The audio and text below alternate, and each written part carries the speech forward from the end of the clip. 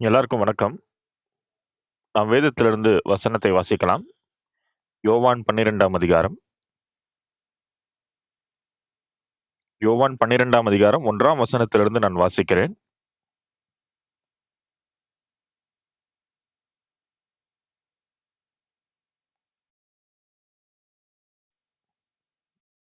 நூத்தி 45வது பக்கம்.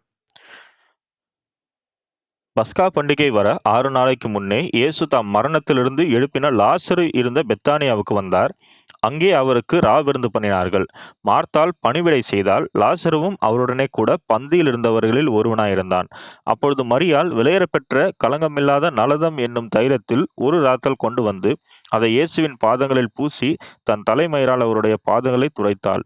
அந்த வீடு முழுவதும் தைலத்தின் பரிமளத்தினால் நிறைந்தது. அப்பொழுது அவருடைய சீஷரில் ஒருவனும் அவரை காட்டிக் கொடுக்க போகிறவனுமாகிய சீமோனுடைய குமாரனான யூதாஸ்காரியோத்து, இந்த தைலத்தை 300 பணத்துக்கு விற்று தரித்திரருக்கு கொடாமல் போனதென்ன என்றான்.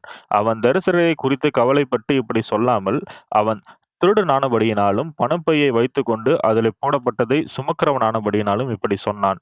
அப்பொழுது இயேசு, இவளை விட்டுவிடு, என்னை அடக்கம் பண்ணும் நாளுக்காக இதை வைத்திருந்தாள். தரித்திரர் எப்பொழுதும் உங்களிடத்தில் இருக்கிறார்கள், நான் எப்பொழுதும் உங்களிடத்தில் இரேன் என்றார்.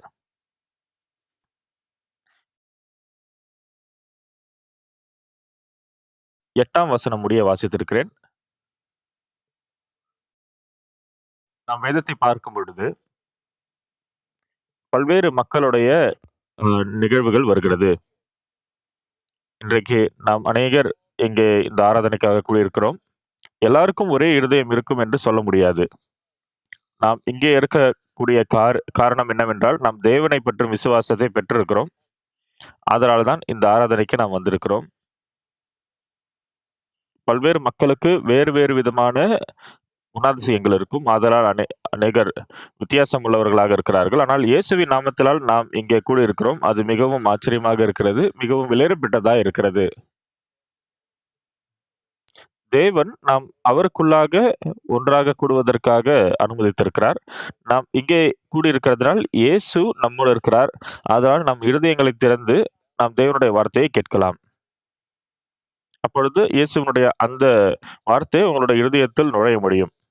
நாம் இயேசுவை பார்க்க முடியாது, அவர் சொல்வதை கேட்க முடியாது. ஆனால் வேதத்தின் மூலமாக நம்மால் அவரை புரிந்து கொள்ள முடியும். தனிப்பட்ட முறையிலும் நாம் தேவனை நோக்கி ஜெபிக்கும் பொழுது, நாம் அவரை தேடினோம் என்றால், தனிப்பட்ட முறையில் நாம் அவரை அண்டி போகும் பொழுது, நம்முடைய இருதயத்தில் நாம் இயேசுவோடு நெருங்கி போகிறோம். ஒரு பாடல் இருக்கிறது இல்லையா? தேவனே நான் உமது அண்டையில் இன்னும் நெருங்கி. ஆக நாம் தேவனுக்கு நெருங்கி போகிறவர்களாக மாறுகிறோம். பிரியமானவர்களே, நீங்கள் ஒரு வீட்டில் இயேசுவோடு ஒரே வீட்டில் இருக்கிறீர்கள் என்றால், நீங்கள் இயேசுவோடு ஒரு நாளும் பேச முடியும். ஆனால் அன் அ துரதிர்ஷ்டவசமாக நாம் இயேசுவோடு ஒன்றாக ஒரே வீட்டில் இருக்க முடியாது. அப்படியானால் இந்த உலகத்தில் இருக்கிற ஒவ்வொருவரும் இயேசுவோடு அ ஒன்றாக இருப்பது என்பது, அது வெளிப்புறமாக சாத்தியமில்லாத ஒரு விஷயம். ஆனால் இயேசு நம்மோடு தான் இருக்கிறார். பிரியமானவர்களே, ஆவிக்குரிய வாழ்க்கையை நான் வாழும் பொழுது, சில வேளைகளில் நான் கஷ்டங்களை கடந்து போயிருக்கிறேன். மற்றும் ஆரம்பத்தில் எப்படி என்று எனக்கு தெரியாது. ஆனால் நேரம் கடந்து போகும்பொழுது, அந்த கஷ்டங்கள் நான் சந்திக்கும் பொழுது, எப்பொழுதுமே தேவன் எனக்கு உதவி செய்திருக்கிறார். அவர் எனக்கு கிருபை அளித்திருக்கிறார். சில நேரங்களில் நான் வெட்கப்படுவேன். நான் பல்வேறு தவறுகள் செய்வேன். சில நேரங்களில் நான் மாம்சத்தை பின்பற்றி செல்வேன். சில நேரங்களில் தேவனை நான் மறந்து என்னுடைய சிந்தனைகளுக்குள்ளாக நான் விழுந்து போவேன். ஆனால் தேவன் எப்பொழுதுமே என்னோடு தான் இருக்கிறார். எப்பொழுதுமே எனக்கு உதவி செய்கிறார். அவருடைய கிருபையை அவர் எனக்கு தருகிறார்.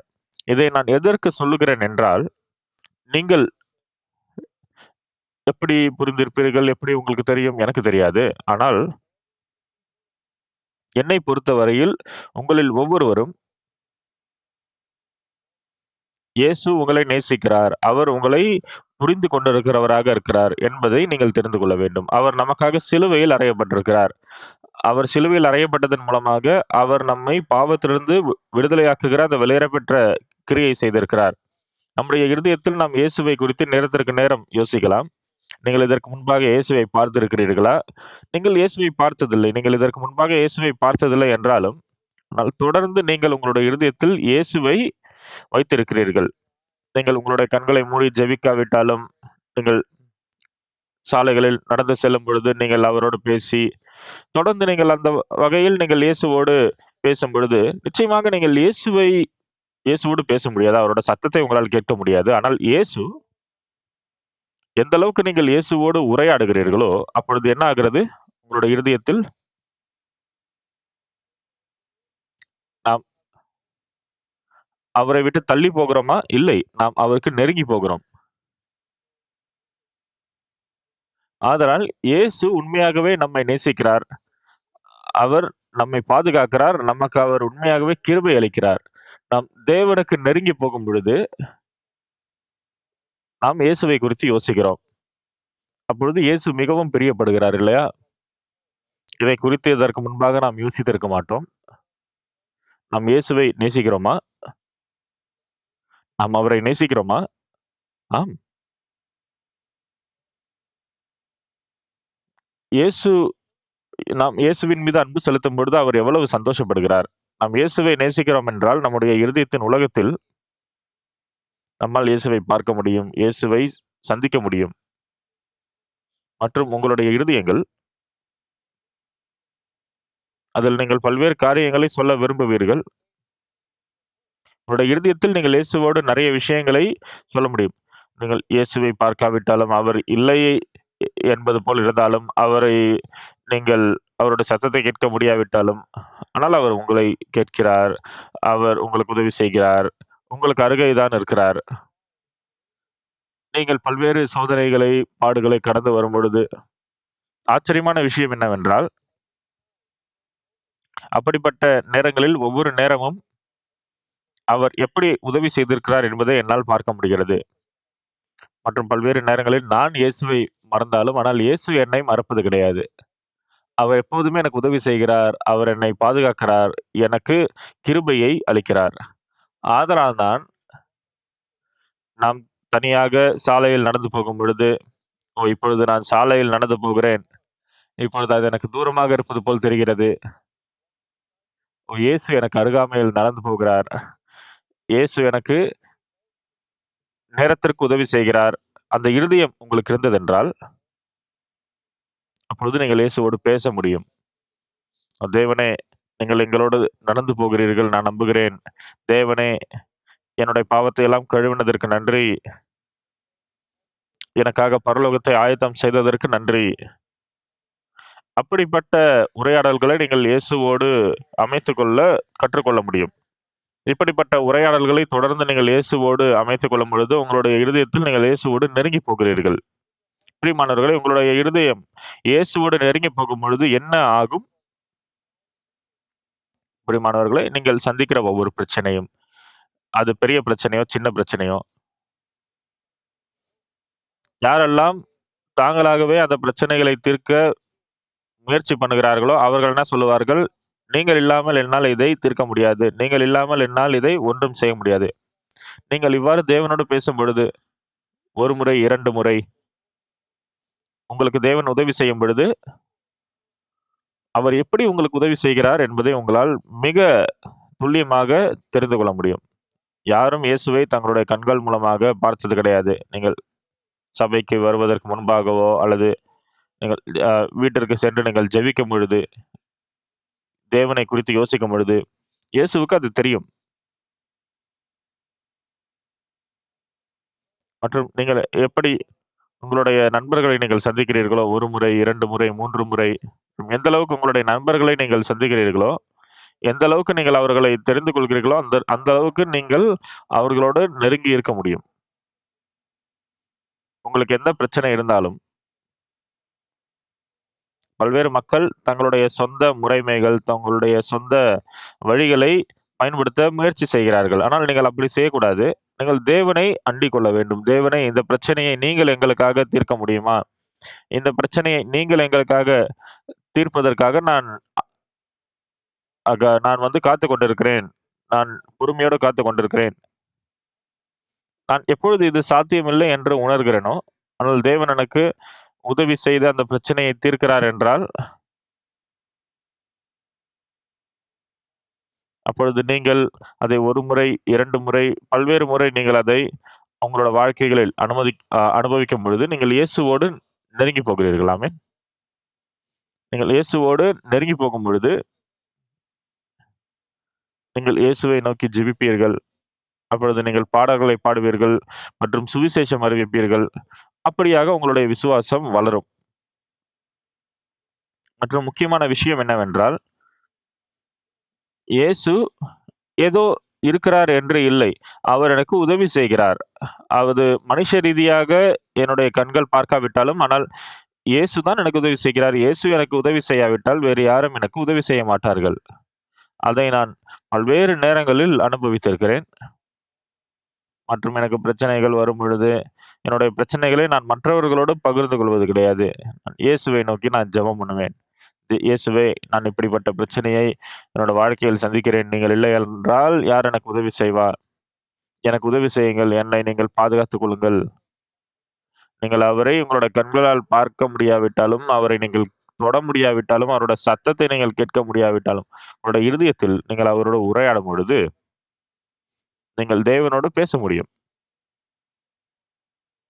உங்களுக்கு சின்ன பிரச்சனையோ, இல்ல ஏதோ ஒரு பிரச்சனையோ வரும்பொழுது, நீங்கள் அந்த பிரச்சனைகளை தேவனோடு பகிர்ந்து கொள்ள முடியும். மற்றும் தனிப்பட்ட முறையில் நீங்கள் தொடர்ந்து தேவனோடு பேச முடியும். இயேசு அந்த வகையில் அ உங்களோட என்னுடைய வீட்டில் கூட என்னுடைய மகள் 2வது மகள் வியாதியாக இருந்தாள். அப்பொழுது நான் இயேசுவை நோக்கி ஜெபித்தேன். ஆண்டவரே, நீங்கள் என்னுடைய 2வது மகளை சுகமாக்குங்க. என்னுடைய 2வது மகள் சுகமாவதை நாங்கள் அனுபவிக்க வேண்டும். எந்த அளவுக்கு எங்களுடைய இருதயங்களில் அந்த கிரியைகளை நாம் அனுபவிக்கிறோமோ, அந்த அளவுக்கு நாம் இயேசுவோடு நெருங்கி போகிறோம். நம்முடைய இருதயங்கள் நெருங்கி போகிறது இல்லையா? ஆம். இயேசு பரலோகத்தில் இருக்கிறார். ஆனால் நாம் எப்படி இயேசுவோடு நெருங்கி போக முடியும்? அவர் பரலோகத்தில் இருந்தாலும் நீங்கள் அவரோடு நெருங்கி போக முடியும். அவர் எப்படி உங்களுடைய பிரச்சனைகளை எல்லாம் தீர்க்கிறார், அந்த கஷ்டங்களை எல்லாம் தீர்க்கிறார் என்பதை உங்களால் பார்க்க முடியும். நீங்கள் அவரோடு நெருங்கி போகும்பொழுது. நீங்கள் ஞாயிற்றுக்கிழமை ஆராதனைகளை கலந்து கொள்ளாமல் இருக்க முடியாது. உங்களுக்கு நன்றிக்குரிய இருதயம் ஏற்படும். நீங்கள் தூங்குவதற்கு முன்பாக நீங்கள் தேவனை நோக்கி ஜெபிக்கக்கூடிய இருதயம் உங்களுக்கு வரும். ஆண்டவரே, நீங்கள் எங்களுக்கு உதவி செய்ததற்கு நன்றி. நீங்கள் தேவனோடு நெருங்கி போக முடியும். நாம் நம்புகிற தேவன், இங்கே நெறைய சபை உறுப்பினர்களாக நாம் சேர்ந்திருக்கிறோம். நாம் நம்புகிற இயேசு, அவரை நாம் கண்களால் பார்த்தது கிடையாது. நாம் அவரிடத்துல பேசினதும் கிடையாது. ஆனால் இயேசு உயிரோடு இருக்கிறார். அவர் நம்மோடு இருக்கிறார். மற்றும் நம்முடைய இருதயங்கள் இயேசுவோடு நெருங்கி போகும்பொழுது, இயேசு எனக்கு உதவி செய்கிறார். அப்பொழுது என்னுடைய இருதயத்தில் நான் நன்றிக்குரிய இருதயத்தோடு சொல்ல முடியும். நான் இந்த அளவுக்கு பாடுள்ளவனாக இருந்தேன். ஆனால் இயேசு எனக்கு உதவி செய்திருக்கிறார். தேவனுக்கு நன்றி. நேரத்திற்கு நேரம் இந்த மாதிரியான காரியங்கள் நடைபெறும் பொழுது,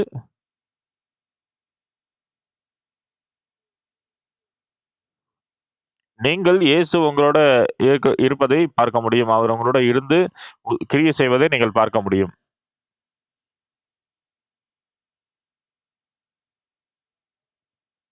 இப்பொழுது உங்களுடைய இருதயங்கள் அந்த நன்றிக்குரிய இருதயத்தை நாம் இயேசுவோடு பகிர்ந்து கொள்ளும் பொழுது, நாம் மிகவும் நன்றிக்குரியவர்களாக இருக்கிறோம். நாம் அவரோடு நெருங்கி போகிறோம். சில நேரங்களில் நாம் கார் ஓட்டும் பொழுது, நீங்கள் இயேசுவை குறித்து யோசித்துக் கொள்ளலாம். நீங்கள் இயேசுவை குறித்து யோசித்துக் கொள்ளும் பொழுது, அவரும் கூட உங்களை குறித்து நினைத்து பார்க்கிறார். அப்பொழுது நீங்கள் அவரோடு நெருங்கி உங்களுடைய வாய்களை திறந்து நீங்கள் இயேசுவினிடத்தில், இயேசு என்னுடைய வாழ்க்கை தேவனோடு மிகவும் நெருக்கமாக இருக்கிறது. மற்றும் நீங்கள் தேவனோடு ஜெபிக்கக்கூடிய நேரம் அதிகமாகும். என்னுடைய மகன் இந்தந்த விஷயத்தில் அ அவனுக்கு குறைபாடு உள்ளவனாக இருக்கிறான். என்னுடைய 2வது மகன் வியாதியாக இருக்கிறான். அவனுக்கு நீங்கள் பலன் குடுங்க. இந்த மாதிரி நாம் தேவனிடத்தில் ஜெபிக்கும் பொழுது, எப்படி தேவன் உங்களுக்கு உதவி செய்கிறார் என்பதை நீங்கள் இன்னும் அதிக அதிகமாக அனுபவிக்க முடியும். நீங்கள் அவரை பார்க்க முடியாவிட்டாலும், அவருடைய சத்தத்தை நீங்கள் கேட்காவிட்டாலும், அவருடைய கரங்களை நீங்கள் பிடித்துக் கொள்ள முடியாவிட்டாலும், ஆனால் நீங்கள் தேவனோடு நெருங்கி போகும்பொழுது, தேவன் நம்மோடு இருக்கிறார். அப்படிப்பட்ட அற்புதங்களை நம்முடைய வாழ்க்கைகளில் நாம் அனுபவிக்க முடியும். இந்த இசைக்குழுவினர் தேவனை நோக்கி ஆ ஆராதனை செய்கிறார்கள். யாரும் இயேசுவை பார்த்தது கிடையாது. ஆனால் இயேசு நம்முடைய ஜெபத்தை கேட்கிறார் என்பதனால், அவர்கள் இன்னும் அதிகமாக ஆயத்தம் செய்கிறார்கள். இன்னும் நெறைய அவர்கள் நன்றாக பாட விரும்புகிறார்கள். அப்போது பிரியமானவர்களே, இயேசு ஜீவனோடு இருக்கிறார் மற்றும் இயேசு நம்மோடு இருக்கிறார். ஆமென் சொல்ல முடியுமா? நம்முடைய வாழ்க்கையை நாம் எப்படி வாழ்கிறோம்? நாம் சாலையில் நடந்து போகும்பொழுது, நாம் நமக்குள்ளாக பேசிக்கொள்ள முடியும். நாம் ஜெபிக்க முடியும். இயேசுவே, இதற்கு முன்பாக இந்த காரியம் நடந்தபொழுது நான் ரொம்ப கஷ்டத்துல இருந்தேன். ஆனால் நிச்சயமாக தேவனே, நீங்கள் தான் இந்த பிரச்சனையை தீர்ப்பதற்கு எனக்கு உதவி செய்திருக்கீங்க. இந்த பிரச்சனை தீர்க்கப்படும் பொழுது நான் ரொம்ப நன்றி செலுத்துகிறேன்.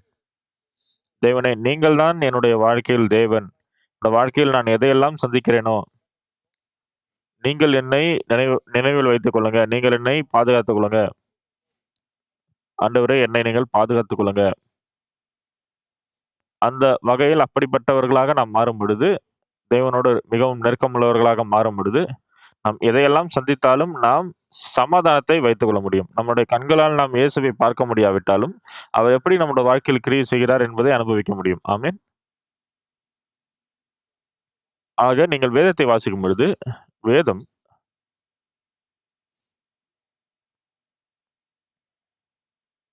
எப்படி இயேசு பல்வேறு மக்களோடு பேசுகிறார் என்பதை கூறுகிறது. இன்றைக்கு நாம் வாசித்த வசனம், அதில் போடப்பட்டிருக்கிறது. பஸ்கா பண்டிகை வர 6 நாளைக்கு முன்பே இயேசு தாம் மரணத்திலிருந்து எழுப்பின லாசரு இருந்த பெத்தானியாவுக்கு வந்தார். அங்கே அவருக்கு ராவிருந்து பண்ணினார்கள். மார்த்தாள் பணிவிடை செய்தால், லாசருவும் அவருடனே கூட பந்தி இருந்தவர்களில் ஒருவனாயிருந்தான். இந்த வார்த்தைகள்,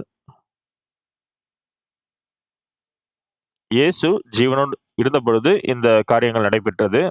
அவரை அவர்கள் கண்களால் கண்டிருந்தார்கள். ஆனால் இப்பொழுது நம்மால் இயேசுவை கண்களால் பார்க்க முடியுமா? பார்க்க முடியாது. ஏனென்றால் அவர் ஏற்கனவே பரலோகத்தில் இருக்கிறார். அவர் பரலோகத்துக்குரியவராக இருக்கிறார். அவர் மேகத்தின் மீது வருவார் என்று சொல்லும்பொழுது, அந்த மேகம் என்பது அ இங்கிருந்து கொஞ்சம் தூரம் இருப்பது கிடையாது. அது அது நம்மால் மேகங்களில் பறக்க நினைத்தால் நம்மால் பறக்க முடியாது. ஆனால் இயேசு நம்முடைய இருதயங்களில் ஜீவனோடு இருந்து அவர் கிரியை செய்கிறார். எதற்காக நாம் இயேசுவை நம்புகிறோம் என்றால், என்னுடைய வாழ்க்கையை நான் வாழும் பொழுது, இந்த விஷயத்தில் நான் என்ன செய்வது? சில நேரங்களில் நான் தொலைந்து போனது போல யோசிப்பேன். நான் கஷ்டத்தில் இருப்பது போல யோசிக்கிறேன்.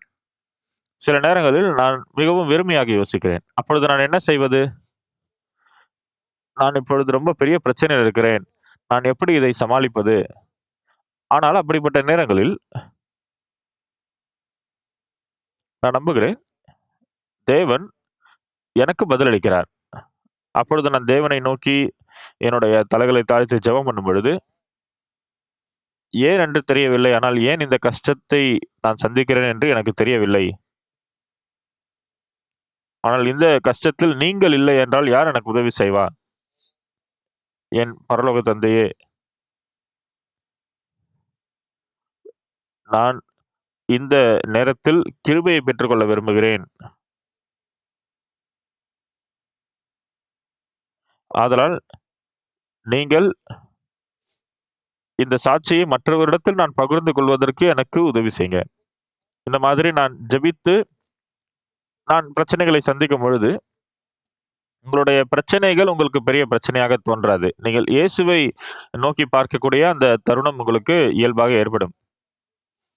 ஆ நான் சொல்லவில்லை என்றாலும் என்னுடைய பிரச்சனை அவருக்கு தெரியும். என்னோட பிரச்சனைகள் அவருக்கு தெரியும் இல்லையா? என்னோட வாழ்க்கையில் இப்படிப்பட்ட பிரச்சனைகளை நான் முன்பாக சந்தித்தது கிடையாது. அந்த பிரச்சனைகளை நான் சந்திக்கும் பொழுது நான் ரொம்ப கவலைப்பட்டேன். நான் ரொம்ப ஆ கஷ்டப்பட்டேன்.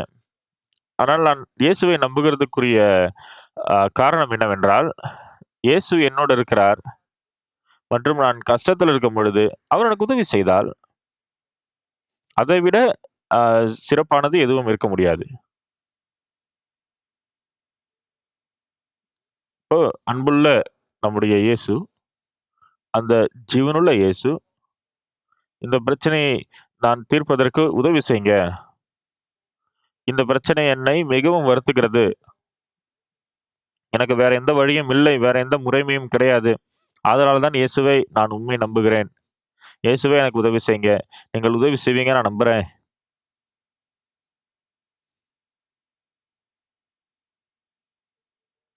மற்றும் அவர் எப்படி உங்களுக்கு உதவி செய்வார் என்பதை நீங்கள் தேவனை நோக்கி ஜெபிக்கும் பொழுது, நான் ஜெபித்தால் நடக்கவே நடக்காது என்று நீங்கள் இருக்கக்கூடாது. நீங்கள் ஜெபிக்க வேண்டும். எப்பொழுதெல்லாம் நான் ஜெபிக்கிறேனோ, அப்பொழுது நான் இயேசுவினிடத்தில் பேசுவதை எப்பொழுதெல்லாம் இயேசுவை நோக்கி நான் பார்க்கிறேனோ, அப்பொழுது அது எதேச்சையாக இல்லை என்றாலும், தற்செயலா நடக்காவிட்டாலும், இயேசு கிருபையாக அதை நடத்துகிறார். நான் என்னை திரும்பி பார்க்கும் பொழுது, இயேசுவை அ நாம் பார்க்க முடியாது. ஆனால் நீங்கள் பாவ மன்னிப்பை பெற்றவர்களாக இருந்தீர்கள் என்றால், நீங்கள் எங்கே இருந்தாலும் தேவன் உங்களோடு இருக்கிறார்.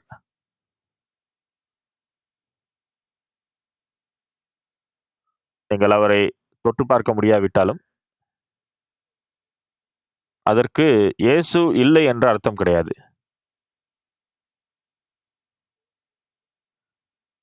தேவன் நம்மோடு ஜீவிக்கிறார். எப்பொழுதெல்லாம் நீங்கள் கஷ்டத்தை, அந்த அ துயரத்தை சந்திக்கும் பொழுது, நான் இயேசு எனக்கு அதை தீர்க்கும்படியாக உதவி செய்ததனால் நான் மிகவும் நன்றி செலுத்துகிறேன். நான் எப்பொழுதுமே இந்த நன்றிக்குரிய இருதயத்தையும் என்ற நான் நினைத்துக் கொள்கிறேன். அப்பொழுது மற்ற பிரச்சனை வரும்பொழுது, தேவனே கடந்த முறை எனக்கு உதவி செய்தீங்க. நான் அதற்காக நன்றி செலுத்துகிறேன்.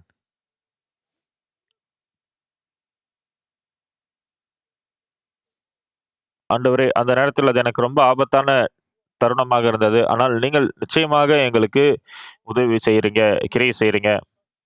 என்னை சுற்றி இருப்பவர்கள் யாரையும் என்னால் உங்களை நம்புவது போல் நம்ப முடியாது.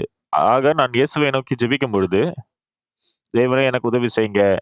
இந்த பிரச்சனையை தீர்ப்பதற்கு உதவி செய்யுங்க.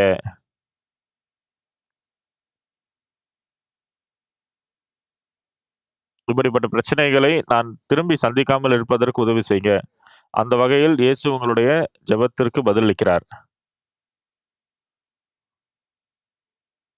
மற்றும் உங்களுடைய ஜெபத்திற்கு இணங்க அவர் பதிலளிக்கிறார்.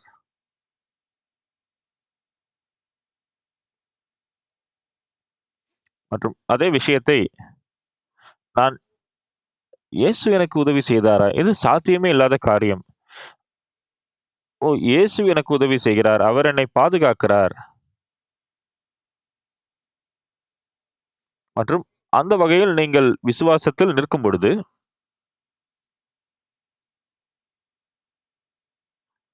உங்களுக்கு புரிகிறதா? நீங்கள் தேவன் எப்படி உங்களுக்கு உதவி செய்கிறார் என்பதை நீங்கள் சில மக்கள் அவர்கள் வெறும் பேச்சை பேசுவார்கள். நெறைய பேர் சொல்வார்கள், "இது அர்த்தம் இல்லாத காரியம். இயேசு எப்படி நமக்கு உதவி செய்ய முடியும்?" ஆனால் உண்மை என்ன? இயேசு என்னோடு இருக்கிறார்.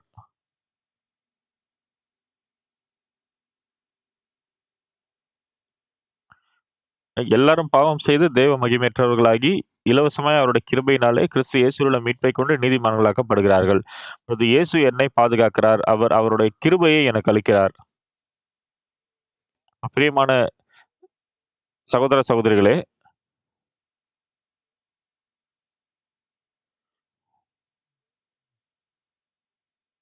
இந்த உலகத்தில் நாம் பல்வேறு விஷயங்களை செய்கிறோம். நீங்கள் இன்சூரன்ஸ் போடுகிறீர்கள். நீங்கள் இன்சூரன்ஸ் போடுவதை நான் குறை சொல்லவில்லை. ஆனால் இயேசு நமக்கு உண்மையான இன்சூரன்ஸாக இருக்கிறார். அந்த இன்சூரன்ஸ் போட்டால் என்ன ஆகும்? அந்த இன்சூரன்ஸ் இருக்கிற நிறுவனம் நமக்கு தேவையான நேரத்தில அந்த பணத்தை குடுப்பாங்க. ஆனா நாம இயேசுவை 1 முறை, 2 முறை, 3 முறை நாம் அனுபவிக்கும் பொழுது, நாம் எதையெல்லாம் கடந்து போகிறோனோ,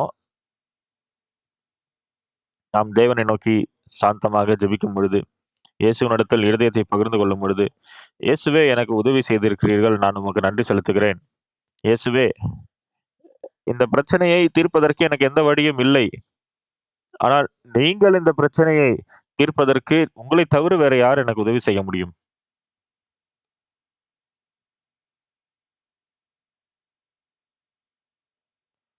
அந்த வகையில தேவனுக்கு முன்பாக நான் சாட்சி அளிக்க முடியும். எப்படி என்னோட வாழ்க்கையில இந்த எல்லா கஷ்டங்களையும் நீங்கள் நீக்கி போட்டீங்க. என்னோட வாழ்க்கையில் இப்படிப்பட்ட சில சவால்களை நான் சந்தித்து நான் இயேசுவை ஆ அண்டிக் கொள்ளும் பொழுது நான் ரொம்ப ஆசீர்வாதத்தை பெற்றுக்கொள்ள முடியும். இன்றைக்கு நான் வாசித்த வேதத்தின் வசனங்கள்ல, பஸ்கா பண்டிகை வர 6 நாளைக்கு முன்பே இயேசு தாம் மரணத்திலிருந்து எழுப்பின லாசரு இருந்த பெத்தானியாவுக்கு வந்தார். அங்கே அவருக்கு ராவிருந்து பண்ணினார்கள். மார்த்தாள் பணிவிடை செய்தாள். லாசருவும் அவருடனே கூட பந்தி இருந்தவர்களில் ஒருவனாய் இருந்தான். இப்ப அந்த நேரத்தில் இயேசு என்ன சொல்லுகிறார்? சில வசனங்களுக்கு பிறகு, "இவள் என்னை அடக்கம் பண்ணுவதற்காக இதை வைத்திருந்தாள்." இப்போது இயேசுவும் நாமும் அது ஒரு கொரியராக இருந்தாலும் சரி, ஒரு ஆங்கிலேயராக இருந்தாலும் சரி, கிரேக்கராக இருந்தாலும் சரி, நாம் அப்படியே ஒரு இடத்துல பேச முடியாது.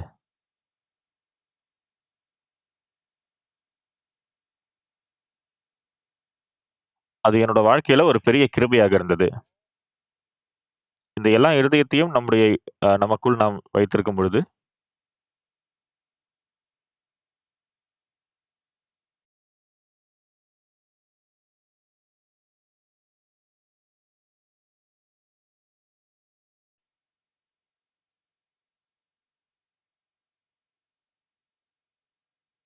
சில நேரங்களில் நம்முடைய பிரச்சனை தீர்க்கப்பட்டால் நாம் யோசிப்போம், இது தற்செயலா நடந்தது.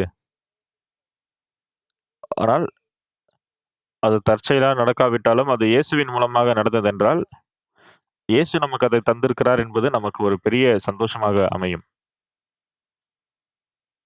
நாம் பாடல்களை பாடி இயேசுவை நோக்கி நாம் ஆராதிக்கும் பொழுது,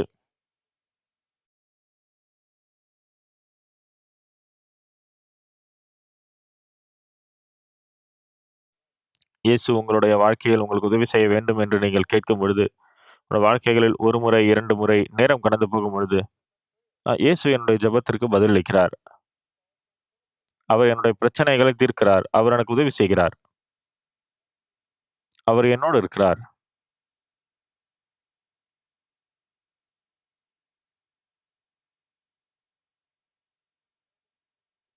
அப்பொழுது நீங்கள் இயேசுவோடு மிகவும் நெருக்கமானவர்களாக மாற முடியும். என்னுடைய வாழ்க்கையை நான் வாழும்பொழுது,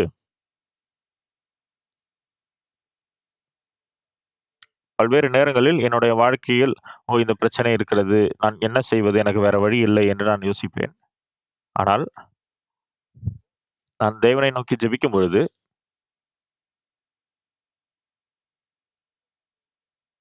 சில நேரங்களில் அது வேலை செய்யாதது போல தெரியும். ஆனால், இயேசு தான் எனக்கு அந்த நேரத்தில் கிரியை செய்தார் என்பதை மாத்திரம் நான் அந்த நேரத்தில் தெரிந்து கொள்வேன்.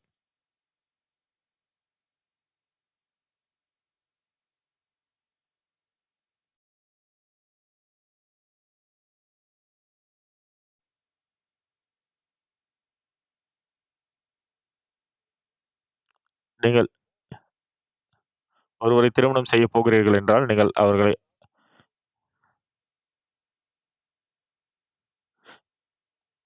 உங்களுடைய அ மனைவியோட, கணவரோட நீங்கள் வந்து நெருக்கமாக இருப்பதை விட, நீங்கள் இயேசுவோடு நீங்கள் நெருக்கமாக இருக்கும்பொழுது,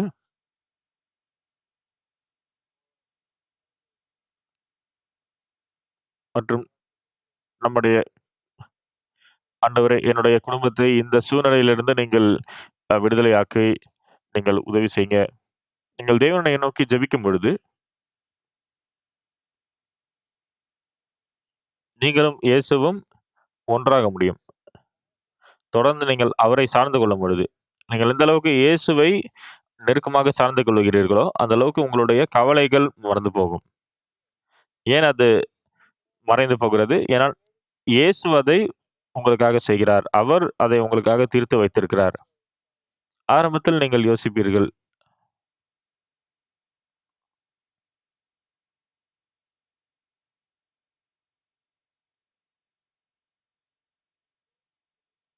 தேவன் நம்மை உண்மையாகவே நேசிக்கிறார். அவர் நமக்கு உதவி செய்ய விரும்புகிறார்.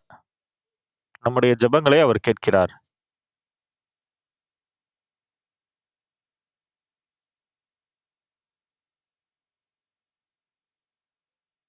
மற்றும் எந்த அளவுக்கு நான் அவரை நோக்கி ஜெபிக்கிறேனோ, எந்த அளவுக்கு என்னுடைய பிரச்சனைகள் தீர்க்கப்பட வேண்டும் என்று நான் யோசிக்கிறேனோ,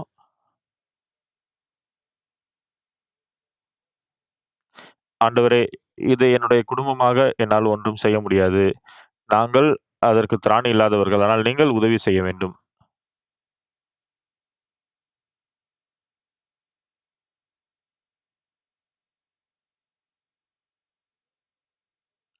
தேவன் உங்களுக்கு அதிகமாக கிரியை செய்கிறார். பிரச்சனை நேரத்தில் மாத்திரமல்ல, நம்முடைய பிரச்சனைகள் எல்லாம் இயேசுவினுடைய பிரச்சனைகளாக மாறுகிறது.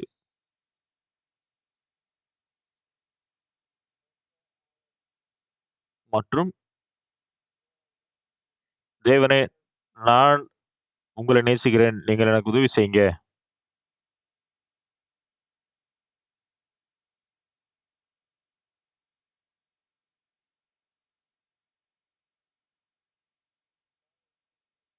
மற்றும் உங்களுடைய பிரச்சனைகளை ஜெபத்தின் மூலமாக நீங்கள் இயேசுவினிடத்தில் கொடுக்கும் பொழுது, நீங்கள் இந்த மாதிரி யோசிக்கலாம். ஆனால் நீங்கள் அதை குறித்து கவலைப்பட வேண்டாம். நீங்கள் தேவனை நோக்கி ஜெபிக்கும் பொழுது, அவருடைய நாமத்தினால் நீங்கள் ஜெபிக்கும் பொழுது, நாம் பல்வேறு காரியங்களை அனுபவிக்க முடியும்.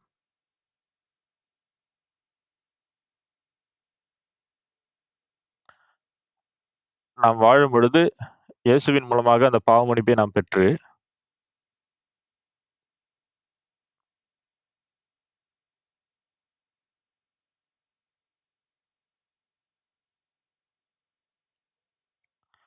தேவன் நம்மை பாதுகாப்பதற்காக அவர் வாக்குத்தத்தம் பண்ணியிருக்கிறார். நிச்சயமாக அவர் நம்மை அதிலிருந்து விடுதலையாக்கியிருக்கிறார். நாம் தேவனோடு எந்த அளவுக்கு நெருக்கமாக இருக்கிறோமோ, எந்த அளவுக்கு உறவோடு இருக்கிறோமோ, அப்பொழுது நாம் நம்முடைய இருதயம் நம்முடைய இருதயத்தை நாம் இயேசுவினிடத்தில் கொண்டு செல்லும் பொழுது, அவர் நாம் சொல்வதை கேட்கிறார். அவர் நம்மை புறக்கணிப்பது கிடையாது. நாம் பல்வேறு நேரம் நாம் ஜெபிக்கும் பொழுது, பலமுறை ஜெபிக்கும் பொழுது, நம்முடைய இருதயத்தில் நாம் எப்படி யோசிப்போம்? நான் ஜெபிக்கும் பொழுது தேவன் எனக்கு உதவி செய்கிறார்.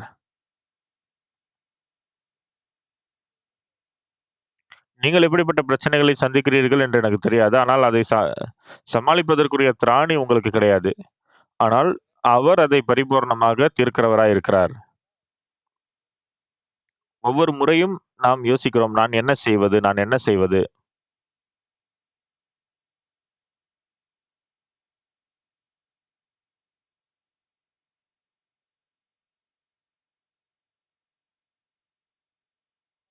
இது பார்ப்பதற்கு சாத்தியமில்லாதது போல தெரிகிறது. ஆனால் நான் என்ன சொல்ல முடியும்? இயேசு எனக்கு உதவி செய்திருக்கிறார். அப்பொழுது நம்முடைய இருதயம் இத சமாதானமாக நாம் இதை ஏற்றுக்கொள்ள முடியும். மற்றும் தேவன் நமக்கு எப்போதுமே உதவி செய்கிறார். தேவன் நமக்கு எப்பொழுதுமே உதவி செய்கிறார்.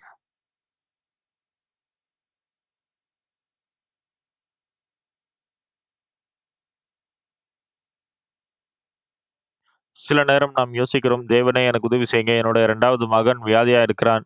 நீங்கள் தான் உதவி செய்ய வேண்டும். நீங்கள் தான் அவனை குணப்படுத்த வேண்டும்." அந்த வகையில் நீங்கள் தேவனை நோக்கி ஜெபிக்கும் பொழுது, சில நேரங்களில்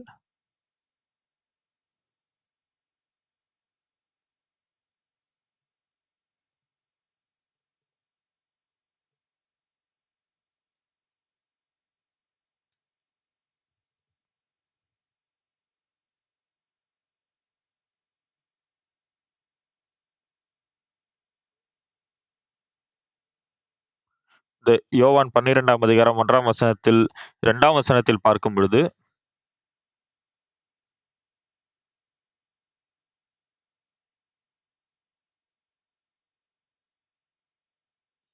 அங்கே அவருக்கு விருந்து பண்ணினார்கள். மார்த்தாள் பணிவிடை செய்தாள். லாசருவும் அவருடனே கூட பந்தி இருந்தவர்களில் ஒருவனாய் இருந்தான். அப்பொழுது மரியாள் விலையேறப்பெற்ற களங்கமில்லாத நலதம் என்னும் தைலத்தில் ஒரு ராத்தல் கொண்டு வந்து அதை இயேசுவின் பாதங்களில் பூசி, தன் தலைமயிரால் அவருடைய பாதங்களைத் துடைத்தாள். அந்த வீடு முழுவதும் தைலத்தின் பரிமளத்தினால் நிறைந்தது. அப்பொழுது அவருடைய சீஷரில் ஒருவரும் அவரைக் காட்டிக் கொடுக்கப் போகிறவனுமாகிய சீமோனுடைய குமாரனான யூதாஸ் காரியோத்து, இந்த தைலத்தை 300 பணத்துக்கு விற்று தரித்திரருக்குக் கொடாமல் போனதென்ன என்றான். அதை தரித்திரரைக் குறித்து அவன் சொல்கிறதைப் போல தோன்றியது. அப்பொழுது இயேசு என்ன சொல்கிறார்? அவன் தரித்திரரைக் குறித்து கவலைப்பட்டு இப்படி சொல்லாமல், அவன் திருடனா இருந்தபடியினாலும், பணப்பையை வைத்துக்கொண்டு அதிலே போடப்பட்டதை சுமக்கிறவனானபடியினாலும் இப்படி சொன்னான். அப்போது இயேசு, இவளை விட்டுவிடு, என்னை அடக்கம் பண்ணும் நாளுக்காக இதை வைத்திருந்தாள். தரித்திரர் எப்பொழுதும் உங்களிடத்தில் இருக்கிறார்கள், நான் எப்பொழுதும் உங்களிடத்தில் இரேன் என்றார்.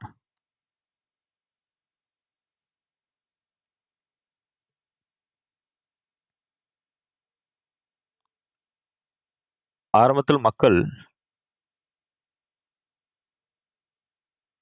அவர்கள்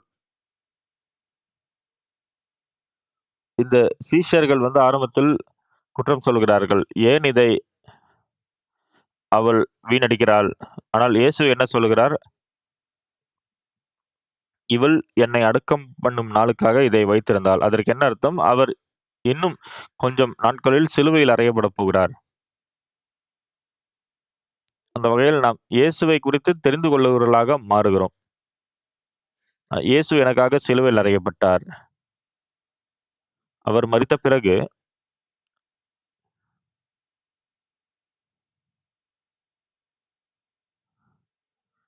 நாம் இயேசுவுக்காக அந்த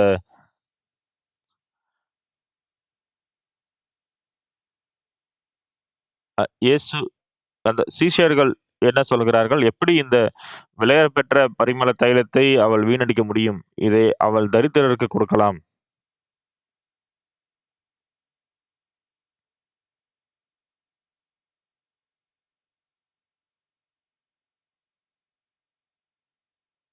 நீங்கள் தேவனோடு நெருங்கிப் போகும்பொழுது, நீங்கள் வெறும் ஏதோ கடமைக்கு என்று ஜெபிப்பது போல் இல்லாமல், நீங்கள் உரையாடல் செய்ய வேண்டும். தேவனே, இதை குறித்து நான் என்ன செய்வது? எப்படி நான் முற்கொண்டு போவது? நீங்கள் அவருடைய சத்தத்தை கேட்க முடியாது. ஆனால், சில நேரங்களில் தேவன் அவரை நமக்கு வெளிப்படுத்துகிறார்.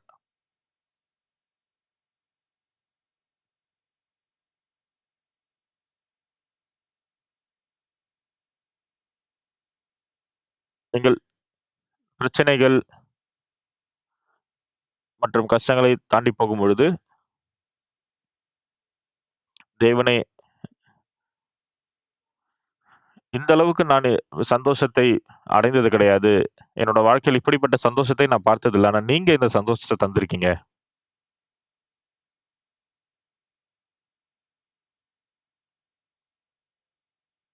மற்றும் நான் உங்களோடு மற்றும் இயேசுவோடு இருக்கும்பொழுது, நீங்கள் உங்களையே இயேசுவை விட்டு தனிமைப்படுத்திக் கொள்ள வேண்டாம். ஆனால் இயேசுவினிடத்தில் நீங்கள் அடிக்கடி பேச வேண்டும். இயேசு உங்களை நேசிக்கிறார். மற்றும் உங்களுக்கு பிரச்சனை இருக்கும் பொழுது, அதை இயேசுவோடு பகிர்ந்து கொள்ள வேண்டும்.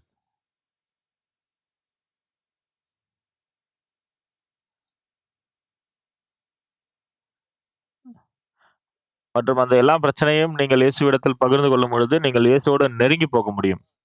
ஒரு தேவனுடைய கிருபை, தேவனுடைய ஆசீர்வாதம் உங்கள் மீது இருக்க முடியும்.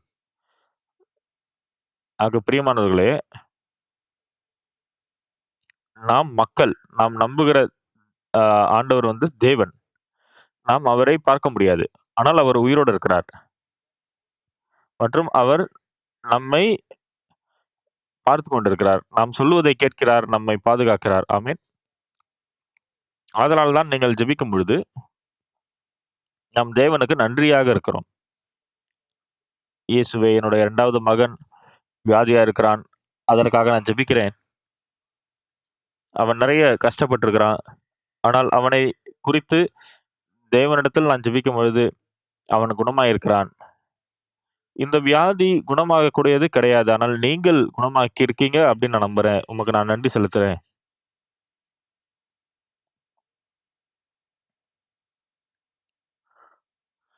தேவனே,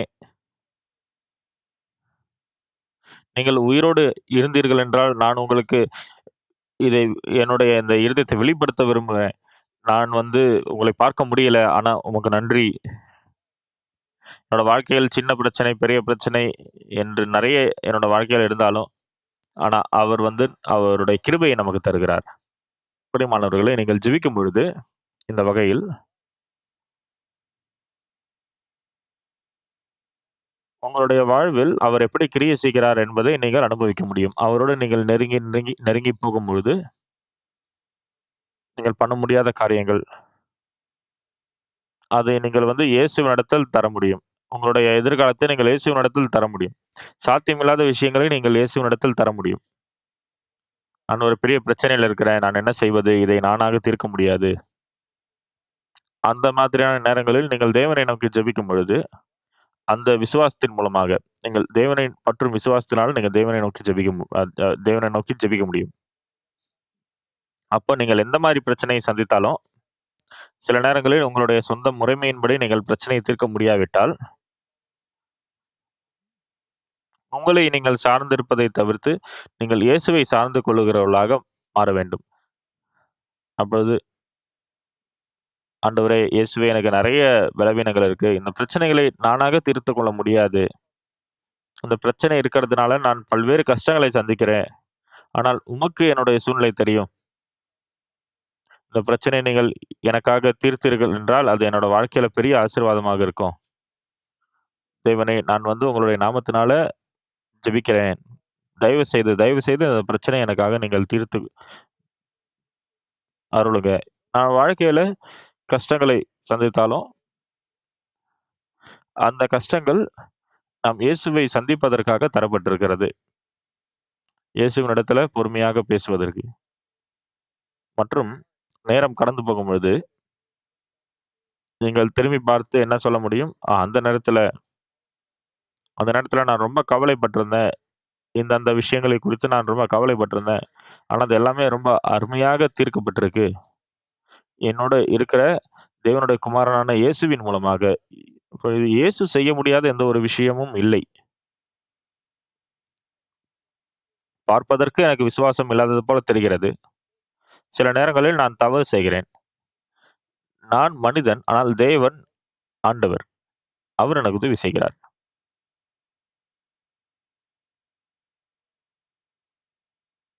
அப்பொழுது நான் தேவனிடத்தில் ஜெபிக்கும் பொழுது அவர் எனக்கு உதவி செய்கிறார்.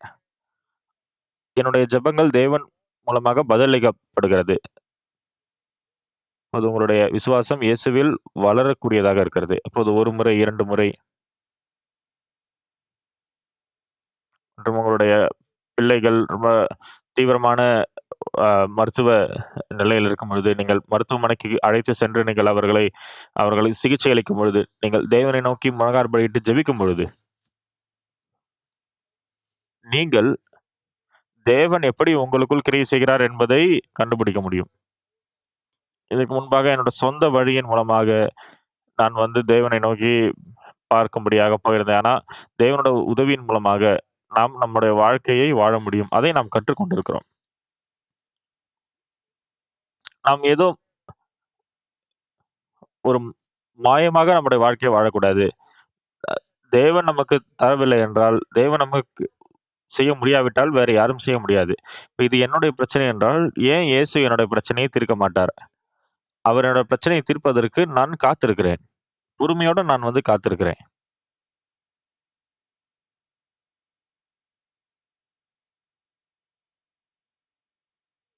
அதுதான் அவர் மூலமாக நீங்கள் தேவனோடு நெருங்கி போகும்பொழுது, நீங்கள் அவரை பார்க்க முடியாவிட்டாலும், ஆனால் சில நேரங்களில் நீங்கள் கஷ்டத்தை கடந்து போகும்பொழுது, உங்களுடைய உறவினர்களிடத்துல நீங்கள் உதவி கேட்பீங்க. இந்த மக்கள் இடத்துல நீங்கள் உதவி கேட்பீங்க. அது உங்களுடைய அப்பாவா இருக்கலாம், இல்ல உங்களுடைய அண்ணனா இருக்கலாம், அக்காவா இருக்கலாம்.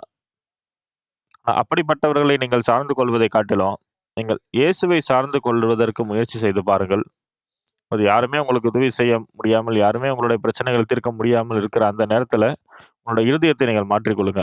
இயேசு, இது ஒரு பிரச்சனை கிடையாது. இது நான் இயேசுவை நோக்கி பார்ப்பதற்குரிய ஒரு வாய்ப்பு. 100% இந்த பிரச்சனை தீர்க்கப்பட்டது என் மூலமாக இல்லை. அது 100% இயேசுவின் மூலமாக. தேவனே, நான் உங்களை மாத்திரம் தான் சார்ந்து கொள்கிறேன். தயவு செய்து என்னோட பிரச்சனைய தீர்த்து அருளுங்க. நீங்க உதவி செய்யுங்க. இந்த இருதயத்தோட நீங்கள் தேவனை நோக்கி ஜெபிக்கும் பொழுது,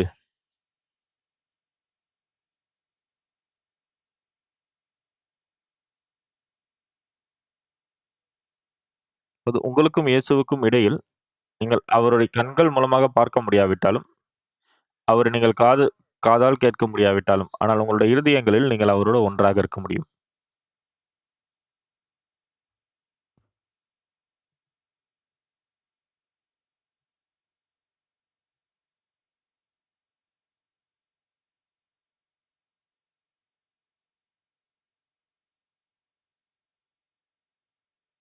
அப்ப நீங்கள் பார்க்கும் பொழுது அது உங்களுக்கு பிரச்சனை போல தெரிகிறது, கஷ்டத்தை போல தெரிகிறது.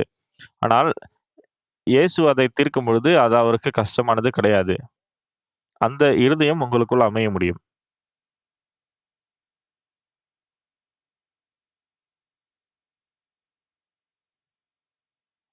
எந்த ஒரு பிரச்சனையை நீங்கள் சந்தித்தாலும், இயேசு எனக்கு உதவி செய்கிறார். நான் எந்த பிரச்சனையை சந்தித்தாலும் அவர் எனக்கு உதவி செய்கிறார். நான் ராணுவத்தில இருந்தபொழுது, நான் ராணுவத்திலிருந்து வெளியே வந்தேன். நான் ராணுவத்தில் இருந்தபொழுது, நான் தேவனை மாத்திரம் தான் நம்பியிருக்க வேண்டியிருந்தது. உண்மையாகவே நெறைய அற்புதமான நிகழ்வுகள் என்னோட வாழ்க்கையில் நான் ராணுவத்தில் இருந்தபொழுது இருந்தது.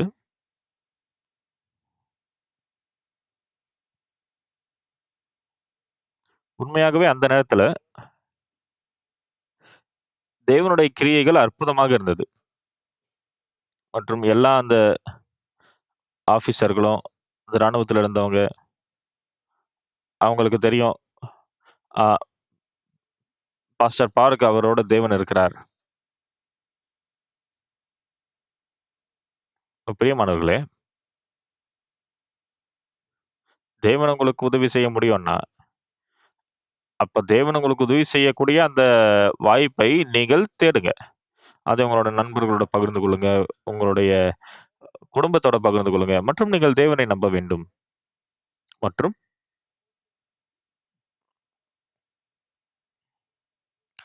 சில நேரங்களில் நீங்கள் எப்பொழுது அதை தீர்க்க முடியாத நேரம் வருகிறதோ, இயேசுவினுடைய நாமத்தை நீங்கள் அழைத்து பாருங்கள். அப்பொழுது நிச்சயமாக அவர் உங்களுக்கு உதவி செய்வார். அப்பொழுது இயேசுவை நீங்கள் ஒரு முறை, இருமுறை நீங்கள் அனுபவிக்கும் பொழுது, நீங்கள் எந்த பிரச்சனையை சந்தித்தாலும், அது உங்களுக்கு ஆசீர்வாதமாக மாறும்.